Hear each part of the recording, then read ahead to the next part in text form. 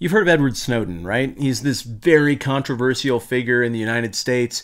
He was a contractor who started working for the government, and he figured out, whoa, the government's spying on its own people. You can't do that. It's illegal. It's in the Constitution. It's in the Bill of Rights. You can't spy on your own people and send them the bill for it. Gross.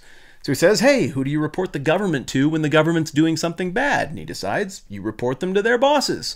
So he does this big data dump to everybody, the American people.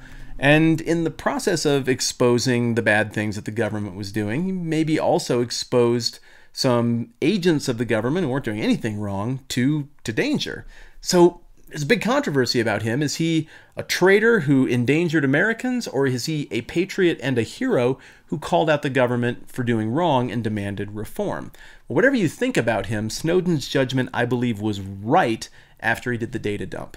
He fled somewhere looking for protection because he knew something bad was probably going to happen to him for jabbing that bear. Well, he ends up in Russia. Bear, ironic Russia. I didn't mean to do that, but it kind of worked. He ends up in Russia, which is kind of a bummer, and people don't like it very much because Russia and the United States are sort of enemies. But he knows that if he exposes himself and comes out from under this protection, something bad's probably going to happen. The Apostle Paul finds himself in the exact same situation in Acts 25. He has said stuff to his own tribe that they did not want to hear and they did not like. Some responded positively to it, but many more disliked it so much they decided that if they ever see him in public, they're just going to murder him with knives.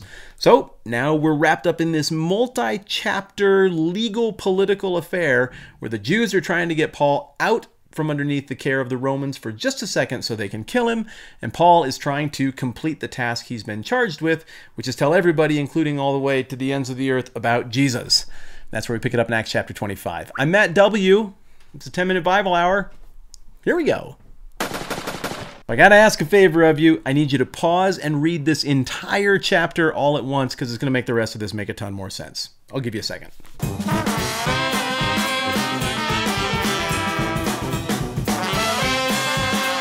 We're going to bounce back to chapter 24 for just a second. At the end of chapter 24, Paul has been under arrest, under the authority of Governor Felix. He's there for 2 years, and then Governor Felix gets canned and moves somewhere else, and he gets replaced by a guy named Porcius Festus. Within 3 days of Porcius Festus coming on the scene, now we're into chapter 25, he goes straight down to the place where all of the problems in his region start, and that's Jerusalem. He wants to go down and actually talk to the people who are always worked up about things and figure out if he can reason with them and make it better. So I imagine he went down and got together with the leaders like, hey, what can we do? Guys, what can we do so we don't have stupid riots and rebellions, and I can get along and you can get along and everything can be better? And they've got an answer. We want Paul. Give us Paul and we'll cooperate. Now, the plan was never for Paul to actually be tried in Jerusalem. They were just going to murder him on the way, but their request is send him down here for trial. We just want to wrap this thing up. It's been a thorn in our side. And so Festus bounces back up to Caesarea where Paul's being held and floats it to Paul. Hey, I want to do a favor to the Jews. How would you feel about just getting this trial over with, but doing it in Jerusalem? And Paul is going to say no, really emphatically no. But before we break down that answer, it does kind of raise the question, like, well, why would he say no? Because so far, Paul has followed this really neat, tidy parallel with the life story of Jesus. He doesn't play the same role as Jesus. I mean, Jesus is God in the flesh, according to the Bible, and is the unique redeemer of all things, and Paul's the guy who tells people about that. But in terms of the geography of their story, it's very similar. Jesus does most of his ministry outside of the main hubbub of Jerusalem and the hotbed of where his opposition lies, but the pressure keeps getting ratcheted up, and eventually he turns resolutely to Jerusalem and makes the trip there anyway, and he dies after getting bounced back and forth between the hands of the Roman authorities and the Jewish authorities. Well, it's just like Paul. Every one of those things parallels. He goes to Jerusalem. He's being bounced back and forth right now. If you want to be like Jesus, you should just go to Jerusalem and die, dude. Like, do you not remember his story? It'd be so neat and symmetrical. But Paul isn't up for that because, again, Paul's job is different than Jesus' job. Jesus' job? Be God in the flesh, be an atoning sacrifice for the sins of humanity and redeem all things. Okay, well, it's different. Paul's job is really detailed in Acts 1:8, the verse we keep going back to in this series. Jesus tells the disciples, you're going to be my witnesses in Jerusalem, Judea, Samaria, and to the ends of the earth. Well, Jerusalem, check. Judea, check. Samaria, check. Ends of the earth, well, that's Rome. That's how people would have understood it. And that hasn't happened yet. And God himself has made it clear to Paul, you're going to get to Rome. So really what we're looking at here is a story that can't end in Jerusalem. We're just trying to figure out how, against all odds, Paul is going to find his way to Rome and have the freedom to tell people about Jesus there, since that is his destiny. Three things that stand out to me from Paul's defense. First, he says, why would I go to Jerusalem? This is the highest court in this region. I should be able to get justice here. So it's a little bit of a jab at the runaround and the nonsense that he's got from these weak governors. The second thing that he says that stands out to me is he says, look, I haven't done anything wrong. These charges are trumped up and false, but I'm willing to have them adjudicated. I'm willing to stand by my record. And if in the end you decide I have to die, I'm not unwilling to die. Fine. It's a bold play. But the third thing is the aha moment of this chapter, and especially for an original audience member reading this thing in the second half of the first century, they would have been having trouble picturing how Paul is going to go from these circumstances to the place where God said he was going to go. That is the biggest stage in the world, in Rome. How's he going to get there? How do you get that platform? It seems like he's in an impossible position and won't be able to escape his own tribe that wants to kill him. But there's this clever little loophole. That's right. Paul is a Roman citizen, and a Roman citizen would have had the right to something that most of the Jewish readers here would not have had the right to, and that is to appeal to Caesar. And that's what Paul does, an irrevocable appeal to go all in. I'm going to go big or go home. I'm going to win this argument or I'm going to die. Whatever mood Caesar happens to be in for the 2 seconds that he looks at my face will maybe be what determines my ultimate fate, but I'm going to take this thing to the highest judge in the land, Caesar himself. And all of a sudden, everybody could picture how this thing's going to make its way to Rome. There's another thing that everybody would have pictured in the original audience. See, everybody reading this would have known that Nero was the emperor at this point.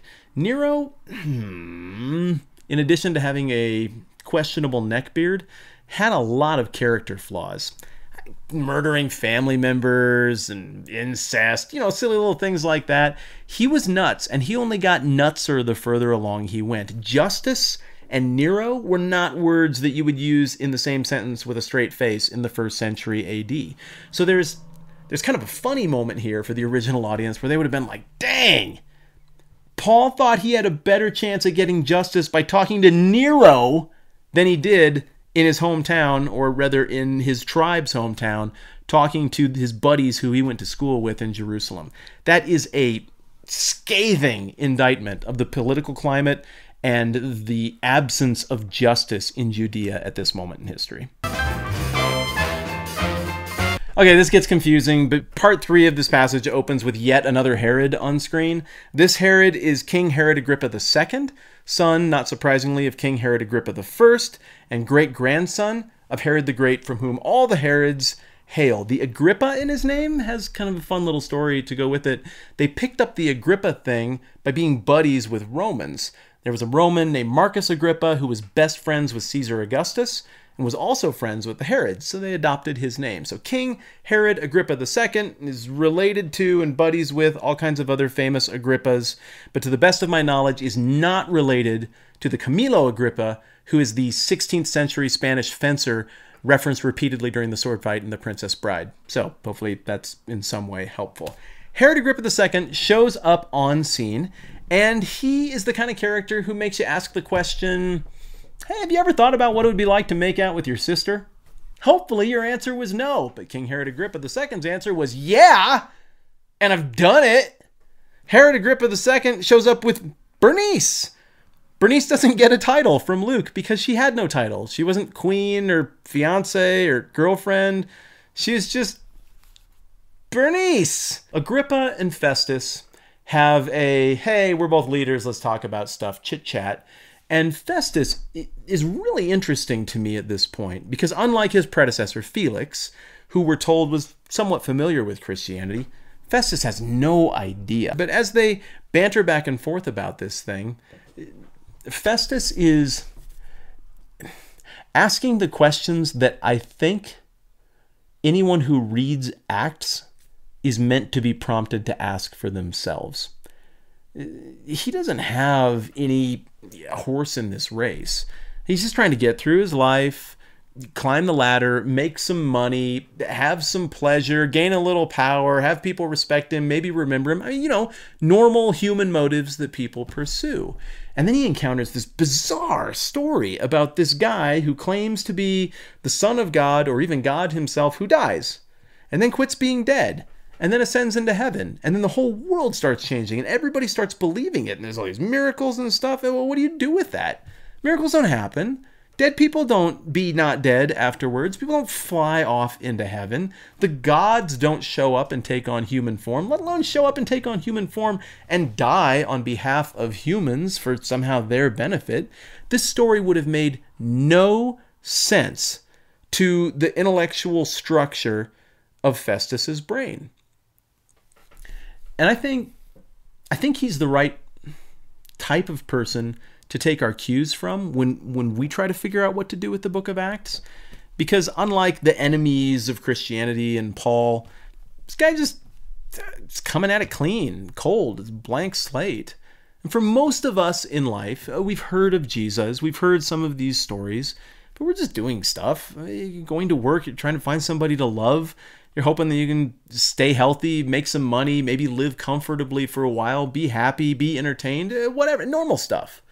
And then there's this one weird story from history that really stands out that no doubt some people you know and I know are really into. And it involves a god taking on human flesh and coming and hanging out here and then dying and then coming back to life and miracles. And you have to ask the same question in a way that this Festus did, which is there any merit to the thing? And if so, what do I do with that? Like, what does it look like for me to somehow have that story in any way affect me or shape me? How would one respond to that story if it were true? See, it's right on the front end of this thing. And I think Luke is positioning these different kinds of questioners very intentionally toward the end of his book as he's winding it down, because he wants his audience to start asking the same questions. And if it seems like that's Luke's intent, then, well, I guess I'm suggesting we do the same. What do we make of all of this stuff? What do we make of the miraculous claims that happen in front of tons of people? People who were willing to die saying, no, that's what happened, and I saw it. What do we make of a God who behaves the way that the one that Paul is talking about behaved? What would it look like for this to actually change our life and for us to respond? And we'll see how Festus and Agrippa, two very different audience members, respond to Paul's explanation of the thing further in chapter 26. In the meantime, we'll sit around and chew on it some more, and we've got a few more chapters to do more of the same. I hope you're having as much fun as I am with this whole thing. It's been a blast walking through this with you and getting to know a whole bunch of you. Thank you so much, especially to those who've been with me from the very beginning of this. We're down to like maybe 3 episodes left on this whole series on Acts. That's a big accomplishment for all of us, so nice work and thanks. If you haven't subscribed to my channel and you like what I'm doing, hey, you could subscribe. If you feel like I haven't earned it yet, hey, you could give me a couple more shots and I'll keep trying to get better. Either way, it's cool. Thanks for being here. I'm Matt. This is the 10-Minute Bible Hour. We'll see you soon.